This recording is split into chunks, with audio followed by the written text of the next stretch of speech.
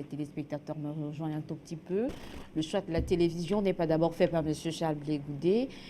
C'est la télévision qui va demander l'interview et l'interview à accorder. Et le plus important serait peut-être le contenu, même si vous auriez souhaité que cet entretien soit tout d'abord accordé à une télévision africaine, purement.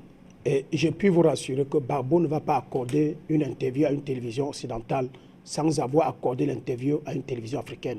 Ça, je vous jure aujourd'hui, Afrique Média, parce que les hommes grandissent avec des convictions. On ne suit pas les convictions. On est avec les conditions, on les développe, on les met en pratique. Maintenant, pour les solutions, n'est-ce pas, de réconciliation en Côte d'Ivoire, moi, je pense que les Ivoiriens doivent se pardonner les uns les autres. Ils doivent apporter l'apaisement dans leur cœur, parce qu'il y a beaucoup de sang qui a coulé chez eux. Et je pense qu'ils ont un très grand pays en Afrique. Ils ont servi de modèle à ce qui concerne la construction du panafricanisme à travers le président Gbagbo et à travers beaucoup d'Ivoiriens qui ont soutenu le président Gbagbo nuit et jour. Et ceux qui ont donné leur vie, ils ont besoin de ça. Et je crois que M. Ouattara est en train de s'embrouiller. C'est de l'embrouille qu'il est en train de... L'embrouillomini, c'est ça qu'il est en train de faire en Côte d'Ivoire. S'il ne prend pas conscience que c'est à travers la paix et la stabilité en Côte d'Ivoire qu'on doit gouverner dans de bonnes conditions pour apporter aux Ivoiriens ce qu'ils attendent de leurs responsables politiques et de leurs dirigeants, alors ils se trompent. Il ne suffit pas d'être président de la République qu'on croit qu'on est arrivé.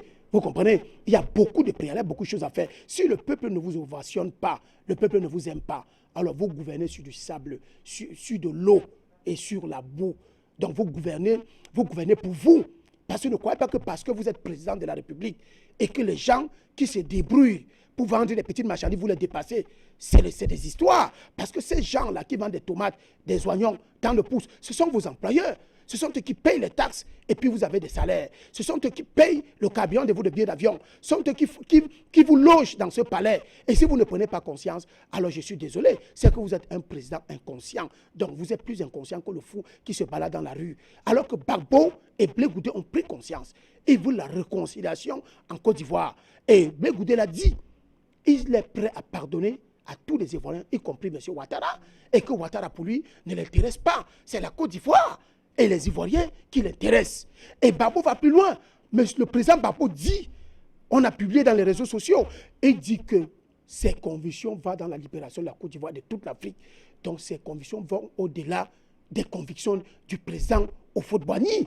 Donc voilà deux grands hommes que je suis sûr qu'à travers ces gens, que Ouattara se rapproche ou pas son orgueil ou pas, mais que les autres se rapprochent ou pas, alors je sais qu'ils vont tout faire pour que la Côte d'Ivoire ne chaville plus, pour que la Côte d'Ivoire reste debout. C'est ce que je sais.